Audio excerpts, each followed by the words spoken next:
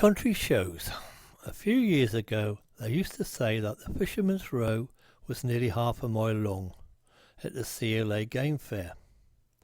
The last one I went to at Blenheim, you could walk round it in 5 minutes. It's the same with all the other country shows. Where have all the fishing stands gone? Are they too expensive for the tackle trade or the tackle manufacturers to attend?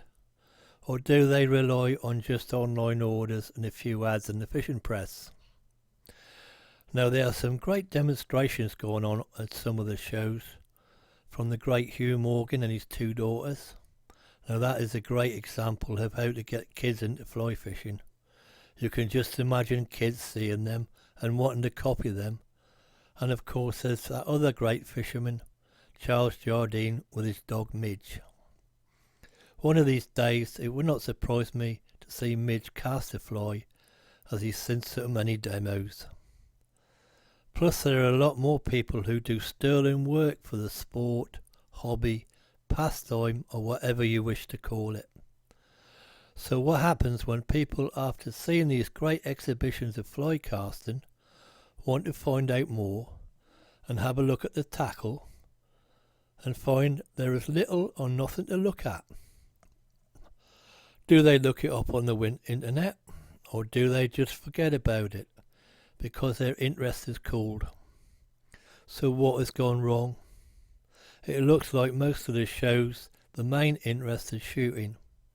You just have to see how many manufacturers and shop owners are stands. Don't get me wrong, I'm not pulling down shooting, as I used to do a bit myself, including clays. So for goodness sake, why can't fishing get off their fat posteriors and do the same? What we need is a show that encompasses all fishing, like the sadly finished Longleat Fishing Show. Unfortunately, they only did one show, plus I could never understand why they only had it on the Friday and the Saturday, because ordinary people are at work most Fridays. But boy did it have potential. All of the fishing disciplines were covered, plus everyone could have a go. And there were tackle manufacturers and shops there so you could buy things. The course guys have the big one, so why can't we have a big one for all fishing?